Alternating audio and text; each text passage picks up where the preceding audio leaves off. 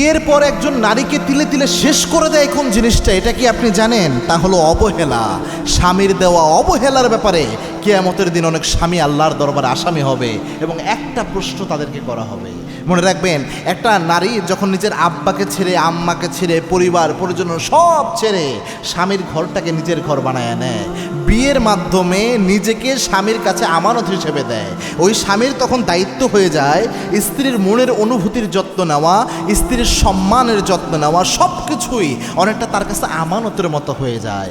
এই স্বামী যখন সবচেয়ে গুরুত্বহীন আচরণ, সবচেয়ে বেশি অবহেলাটা তার স্ত্রীকে করে, ওই স্ত্রী নিজেকে মনে করে যে আমার স্বামী আমার কাছে আমাকে মূল্য দিল না, মানে হচ্ছে গোটা দুনিয়াই যেন আমার মূল্য দিল না, এরকম একটা অবস্থা হয়ে যায়। ভিতরে ভিতরে সে একদম ধ্বংস হয়ে যায়। আপনি তাকে 1000 টাকার পোশাক দিয়ে, আপনি তাকে অনেক ভালো খাওয়িয়ে এত সুখ এনে দিতে পারবেন না যেই সুখটা আপনি তার সাথে ভালো আচরণ করে দিতে পারবেন, গুরুত্বের মাধ্যমে দিতে পারবেন। এটা চিরবাস্তব একটা কথা। আল্লাহর হাবিবের জীবন আপনি দেখেন, আল্লাহর হাবিব সাল্লাল্লাহু আলাইহি ওয়াসাল্লাম এই দুনিয়ায় বিলাসিতা বেছে নেন নাই, কিন্তু তার স্ত্রীরা 11 জন স্ত্রী ছিল, প্রত্যেকজন মানসিক প্রশান্তি নিয়ে আল্লাহর হাবিব সাল্লাল্লাহু আলাইহি ওয়াসাল্লামের উপর সন্তুষ্ট ছিলেন।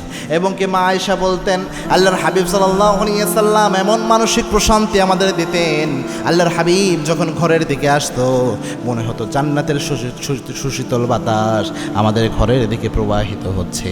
সুবহানাল্লাহ, জান্নাতের সুশীতল বাতাস ঘরের দিকে আসলে যেমন লাগে, আল্লাহর হাবিব আসলে আমাদের মনটা এমন প্রশান্ত হয়ে যেত। সুবহানাল্লাহ বিহামদি। এজন্যে কিয়ামতের দিন অনেক স্বামী আল্লাহর দরবারে আসামি হবে, কুল্লুকুম রাইন ওয়া কুল্লুকুম মাসউলুন আন রাইয়াতিহি।